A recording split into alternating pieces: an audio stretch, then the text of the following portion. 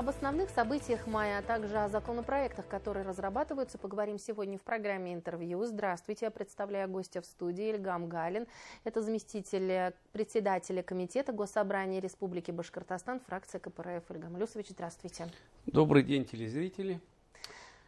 Конечно, апрель-май для нас, для фракции КПРФ, ну и вообще для жителей Республики Башкортостан является одним из важных моментов.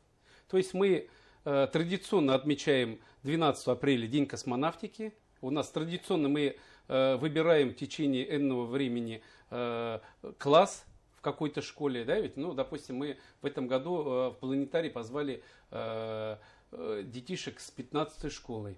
Вот в прошлом году другая школа была. И прекрасно провели мероприятие, то есть провели экскурсию. Все остались довольны. В принципе, и позвали гостей, которые могли рассказать, и там же есть экскурсоводы. Потом мы отпраздновали день рождения Владимира Ильича Ленина, то есть 22 апреля. Тоже мы приняли в Доме-музее Ленина пионеров, как говорится. Все традиционно. Дали клятву, возложили цветы, поделились мнениями между собой-то. Ну, хорошо.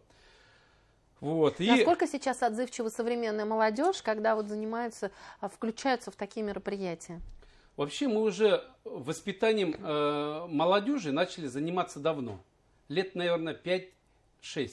Глубоко заниматься.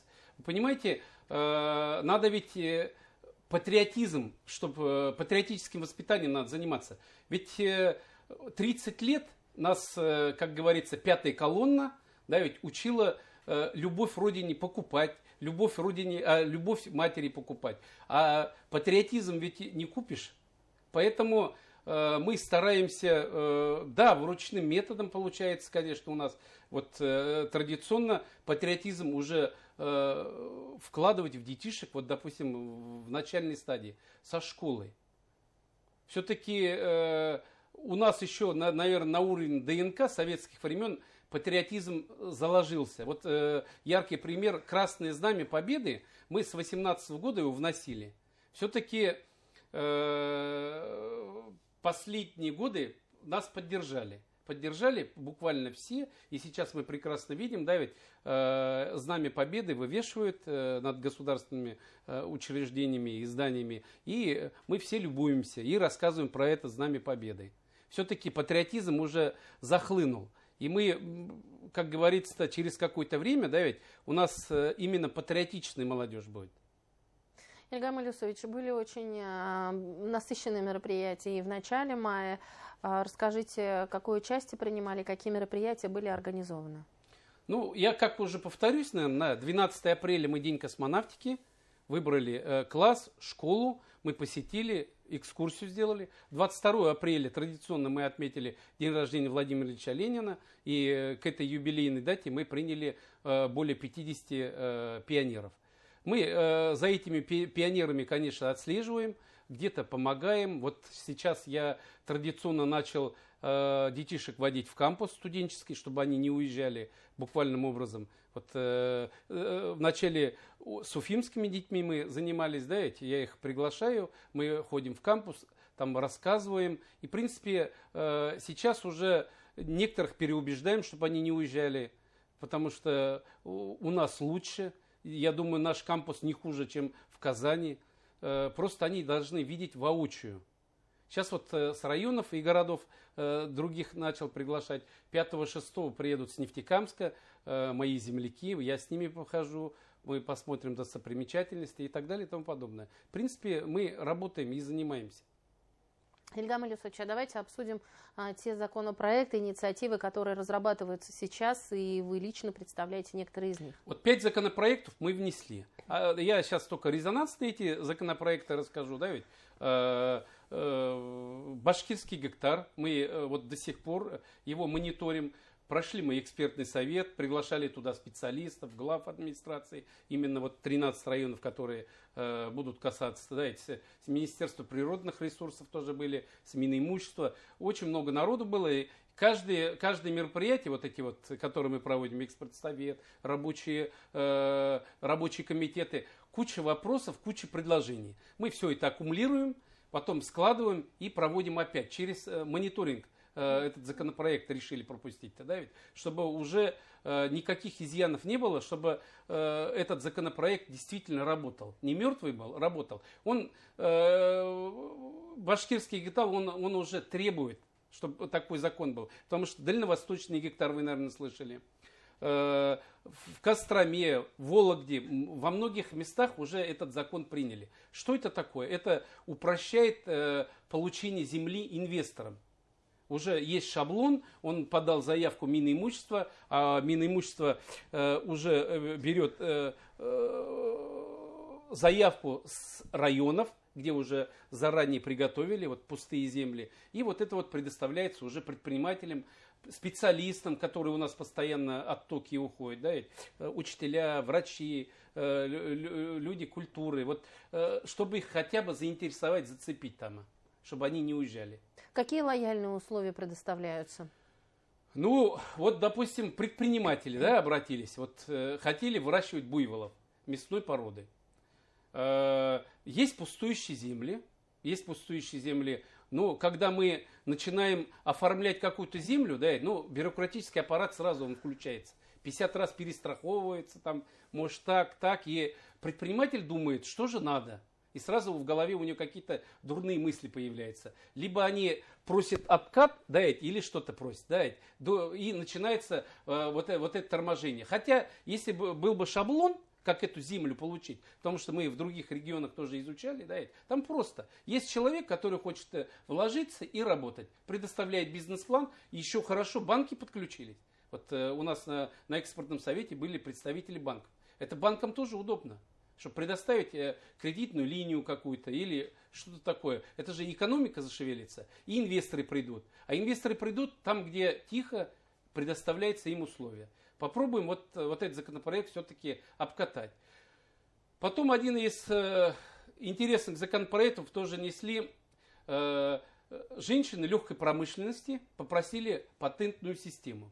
То есть патенты на другие виды предпринимательской деятельности есть, парикмахерские и так далее, тому подобное. Мы бы, говорит, легализовались, вот эти женщины говорят. То есть, если она дома одна работает там с машинкой, там, или носки вяжет, или перчатки, там, ей надо это реализовать. Чтобы реализовать, надо открывать ИП. Ну, все говорят, давайте на упрощенку переходите. Упрощенку тоже надо бухгалтера держать. Бухгалтера держать, если даже не будет держать, то нанимать надо. И в упрощенной системе, да, к сожалению, там тоже есть подводные камни. Она говорит, мне бы было бы проще просто купить патент, и чтобы я дома шила и на рынке продавала. Правильно же?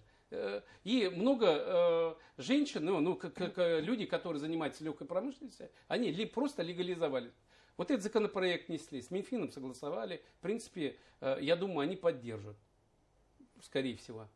Какие-то еще есть законопроекты, о которых бы хотели рассказать, которые действительно актуальны и востребованы? Ну, вот смотрите, мы приглашаем инвесторов. Да? Вот, допустим, яркий пример – город Нефтекамск. Мы пригласили инвесторов, чтобы построили бассейн. Да, предприниматель на это подписался, он построил бассейн. Понятно, не один строил, государственно-частное партнерство через консенсиум.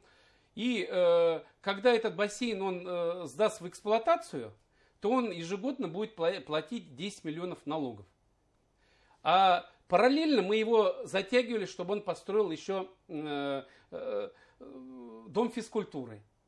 Он согласился. Но когда увидел, что 10 миллионов ежегодно будет налог платить на имущество, тогда он говорит, я уже дом физкультуры строить, говорит, не буду. В течение 20 лет я вот это буду отбивать. Понятно, спортивными объектами быстро денег-то не заработаешь.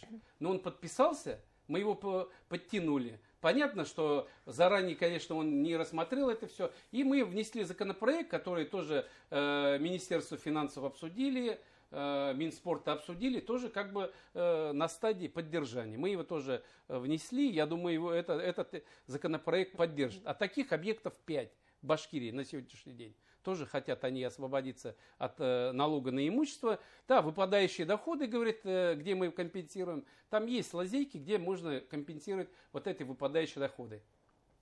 Ильгам Илюсович, ни для кого не секрет, что нынешняя весна для наших соседей, для Оренбургской области стала действительно настоящим испытанием. К сожалению, там пришла большая вода, и я знаю, что именно фракция КПРФ оказала серьезную поддержку. Ну, там у нас коллеги тоже живут и работают, хорошие ребята, мы вместе, как говорится, общаемся. Вечером был звонок, мы же в интернете тоже лазим, там ужасные картины, конечно, мы видели там что-то правда, что-то неправда. Я привык всегда сам ощутить это все. Позвонил, я говорю, неужели так на самом деле? Да, говорит, у нас проблема, говорит, с питьевой водой. Ну, мы, конечно, с фракцией обговорил я, у нас руководитель фракции Ставров Вадим Николаевич, его предупредил. Я говорю, вот такая ситуация. Пока мы будем здесь, как говорится, раскачиваться, да, ну, там нашим ребятам тяжело, и вообще людям просто тяжело.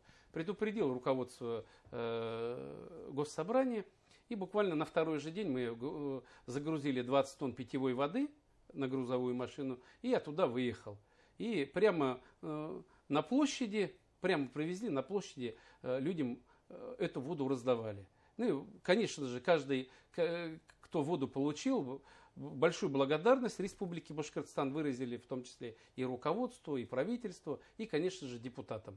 Здесь, как говорится, никаких политических взглядов нету, мы просто помогаем соседям. Они нам помогают, мы им помогаем. Ильгам Илюсович, я знаю, что еще активную деятельность ведете, общаясь не только с соседними регионами. Да, это была такая экстраординарная, неординарная ситуация, в которой нужно было оказать оперативную помощь, но при этом еще и ведете и прием граждан. Вот с какими вопросами сейчас наиболее актуальными обращаются люди, жители республики? Дети-сироты. Самые обиженные наше существо, хочу сказать, маленькие дети, которые не смогли получить себе квартиры, к сожалению. Здесь приходится, конечно, вмешиваться. Я хочу огромную благодарность выразить прокуратуре республики. Они, конечно, после сразу вмешиваются, совместно мы подаем в суд, и через суд мы пытаемся хотя бы в ручном режиме решить эту проблему. И вот эти дети, когда им вручают ключи, заходят в квартиру, они не могут поверить, что это их квартира. Я вот последний раз в Стерлитамаке был, там 2 девочки получили квартиру. Одна говорит, я не верю, что это, говорит, моя квартира. Вот я, говорит, просто не верю. И села вот в угол и заплакала. Вот мы же богатое государство. Богатое государство, да, понятно, сейчас вот изучаем, да, нечистоплотные люди появляются, которые перед каким-то моментом родители по договоренности отказываются от детишек, и детям говорят, а когда ты квартиру получишь, мы в исходное состояние. Да, такие тоже, оказывается, есть. Мы изучали способы получения квартир, но до 90% детишки не получают. Мы много раз обращались к федеральным органам власти, чтобы все-таки больше денег выделяли. Ведь львиную долю уже с бюджета республики мы просто не можем это вытянуть. Если бы вот федералы помогали бы хотя бы 50 на 50, да, у нас детишек уже получало бы больше квартир. Этот вопрос надо решить. Все-таки вручным методом, да, это работать в цивилизованном государстве нельзя. Ильгам Илюсович, спасибо огромное, что пришли сегодня к нам в студию, рассказали, обозначили те проблемы, которые действительно существуют в нашем обществе на сегодняшний день, ну и наметили пути их решения. Это тоже вариант, потому что заострить проблему ничего не стоит, а вот найти ее решение, хотя бы показать, какие есть варианты, это уже стоит дорого. Спасибо огромное. Это была программа «Интервью». Спасибо, что были с нами.